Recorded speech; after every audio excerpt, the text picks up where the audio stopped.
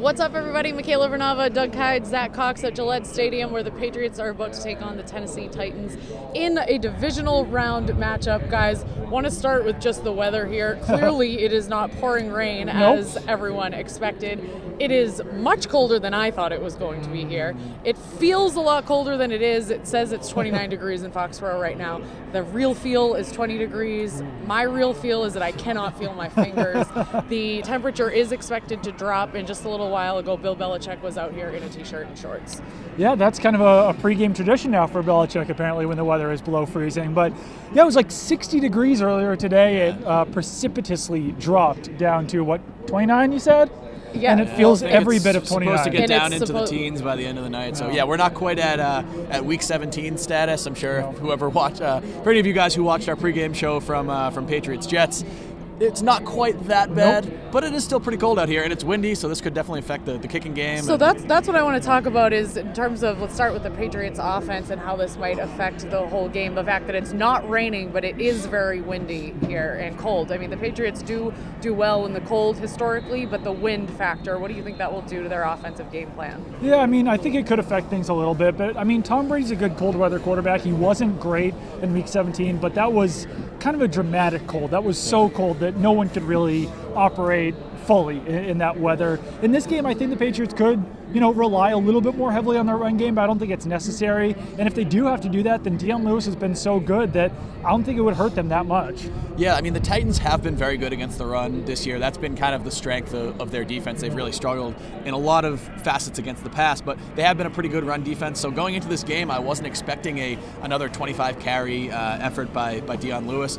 But now with Rex Burkhead out, which we'll get into in a little bit, and with the conditions, you might see him put the ball on the ground a little bit more. Well, Rex Burkhead and Mike Gillislee not expected to play, but James White is expected to play tonight. So what do you think overall the Patriots' run game, what they will try to do with White and with Lewis? I think it'll be pretty traditional. I think that Lewis will be, the early down guy. He'll be the one getting the carries. He'll be the one getting the handoffs. I think that James White could be a pretty big element of the offense in the passing game. I think that, he hasn't been used quite as heavily this season as he was in years past, especially last year when he set a single-season Patriots record or under Bill Belichick for receptions. Yeah, during the Belichick so, era, he was a massive part of the offense last year. Really hasn't been that big of a part of the offense this year, but I think this could be a game where you get him back on track for a playoff run. And we saw last year how good James White can be in the playoffs. Yeah, and you even look, this season he still had over 50 catches. He had 60 last season. So overall his production didn't really diminish all that much, just kind of his role in the offense changed with Lewis and Burkhead emerging. But yeah, this Titans team really struggles to cover running backs out of the backfield, really struggles to cover tight ends out of the backfield as well. So I think it could be a big game for Rob Gronkowski and for those running backs that we mentioned. Well, everybody has been very curious all week what the deal was with Malcolm Mitchell. The Patriots did leave us guessing right up until the deadline yesterday afternoon. He will not be playing in this game, but we had been talking all week about whether or not this was a mind game the Patriots were trying to play with the Titans. How will him not playing affect their offense tonight? Well, I think he wasn't going to make that big of an impact regardless, even if he did play. I think that he might have only been looking at 10 or 15 snaps total for him. So I think the fact that Chris Hogan will be back in this game is definitely huge because he hasn't been he got hurt in week 8. He came back briefly in week 13, but really didn't look like himself. So now he's back out there on the field. He was removed from the injury report, which means that shoulder is fully healthy, according to the Patriots. So having him as that number 2 receiver opposite Brandon Cooks, with Danny Amendola, I think that's a huge part of the offense that the Patriots can get back. He can be a deep threat. He can catch a little bit more of those underneath routes rather than Brandon Cooks, who really is kind of only a deep threat in this offense. So I think that it does add kind of another element there with Hogan. Yeah, I think Chris Hogan was the Patriots' most complete receiver during the first half of the season. And then he only played in one of their last 8 games, so we really haven't seen much of him at all since November. I think him being back in this game and being fully healthy, he was removed from the injury report. I think that's really going to help the offense. Anything they're getting with Malcolm Mitchell through the end of the season is going to be a bonus anyway. So I'm sure they would have liked to have another body out there at wideout, but I don't think it's really that big of a deal. Yeah, and one question that pops up with Hogan coming back, and this might even be answered by the time that this is posted, but Patriots will have to deactivate one of their receivers, whether that's Kenny Britt or Philip Dorsett, just from a logic standpoint, because you really don't need 6 wide receivers out there, including Matthew Slater. So it'll be interesting to see whether it is Dorsett, whether it is Britt. kind of lean towards Dorsett, even though he's been in the offense longer. He just really hasn't done much, and if Kenny Britt could use that bye week to really get acclimated to the offense, he could maybe make a bigger impact in this game. Yeah, I would say Kenny Britt definitely has more upside. We've seen a lot of Philip Dorsett. He's played a lot for this team. He just hasn't really been targeted much, hasn't been all that productive. So he's had a full season now to pick it up. I think he's definitely the low man on the totem pole there. Well, as for the other side of the ball, the guys in the locker room did talk a lot this week about how playing other mobile quarterbacks so far this season, Cam Newton, Tyrod Taylor, could help them and benefit as they prepare to take on Marcus Mariota. How will they go about trying to limit what Mariota is able to do with his ability to run? Well, I think there's two elements in play here. I think that having Marquise Flowers in the defense will certainly help. He's their most athletic linebacker. And really over the second half of the season, he's emerged as one of their better linebackers there. So I think that him, I don't know if he's going to be used as a spy, but I think that his athleticism will make a big impact against Mariota. The other one is just James Harrison. I think that he'll be playing on the edge a lot on early down. So if Marcus Mariota starts to scramble away, I think Harrison will be there to contain that edge and maybe keep him in the pocket a little bit more, because I don't think that anyone's really looking to get hit by James Harrison, whether they're in the pocket or out of the pocket. Yeah, I agree. I think you just saw a lot of development from this defense, too, in regards to playing against mobile quarterbacks. So we saw early in the season, in weeks 3 and 4, they played Deshaun Watson and Cam Newton, and just couldn't even come close to getting him. They were getting significant pressure in the backfield, and then Newton and Watson were able to just kind of wriggle away from it.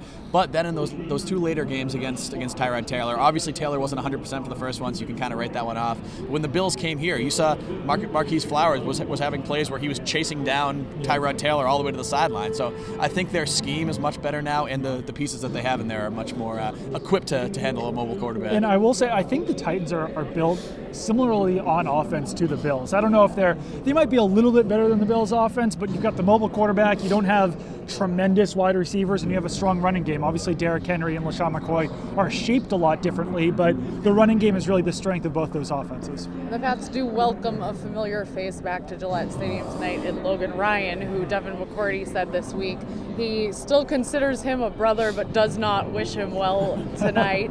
And Malarkey on his conference call this week said that he interrogated, or at least sat down for coffee with Logan Ryan. How much intel do you think he really was able to provide on the Patriots that could equip the Titans with any sort of advantage tonight? The Patriots certainly aren't buying it if he could. Bill Belichick always shrugs off that question, and Devin McCourty said to me this week that sometimes when they'll bring in players who are playing their former team, they'll tell coaches what to prepare on defense or offense, but the coaches study so much film that they kind of already know that stuff. So I guess it kind of depends on how well the Titans are prepared for the Patriots. If they haven't studied enough, then maybe Logan Ryan can help. But if they've studied the way that they should, I don't know how much intel Logan Ryan can give. He is a very smart player, though, so if anyone could do it, it would be him, but the Patriots are really shrugging that element off. Yeah, I think this is going to help Logan Ryan more from a personal standpoint than from an overall kind of team game planning, because he's played with a lot of these Patriots wide receivers and tight ends and running backs. He's gone against these guys in practice for 4 years, so he knows what Danny Amendola's moves are. He knows Chris Hogan. He's not experienced with Brandon Cooks, so if they're matched up, that might be something to watch. But a lot of this offense, Logan Ryan does have a very good idea of.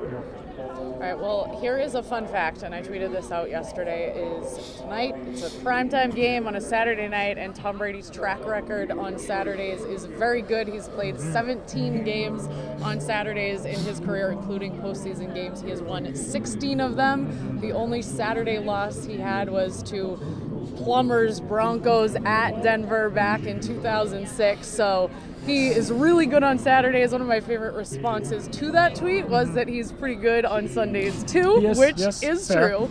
But I did think it was just an interesting fact that he has done extremely well on Saturdays. Yeah, there are a lot of those little kind of statistics that really lean heavily in the Patriots' favor today.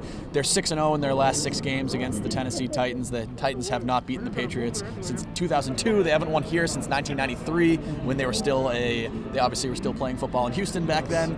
And when the Patriots, depending on which sports book you're looking at, they're either 13.5 or 14-point favorites in this game. In 33 games in which they were 13.5 points favored or more during the Bill Belichick era, that's a lot of numbers. I know that. They're 32-1 in those games. The only loss came in that disaster against the Cardinals here back in 2012. So very, very good stats Patriots-wise. One more in there is that Tom Brady is 30-7 in games below freezing. So yes, it's another strong point there for the Patriots. And this tonight kind of reminds me of that game against Denver back in, I believe it was 2013, when it was just a fumble mania in the first half, and the Patriots came back from 24-point deficit. Take the win. One of my favorite Tom Brady games. Actually mentioned it on the NFL film show. You guys kind of made fun of me for that because I was very enthusiastic about it, but just a very good example of how well the Patriots do in cold weather. I am not expecting this game to be nearly as close as that game. No, I don't think you'll need to come back from any 24-point deficits this week, Tom. So we've thrown a lot of numbers out there, but the point just being that the Patriots really should come away with a win. It would be a colossal upset if they didn't tonight. Agreed. But it should be an exciting night. We will have coverage throughout the game, so make sure to keep it on NSN.com.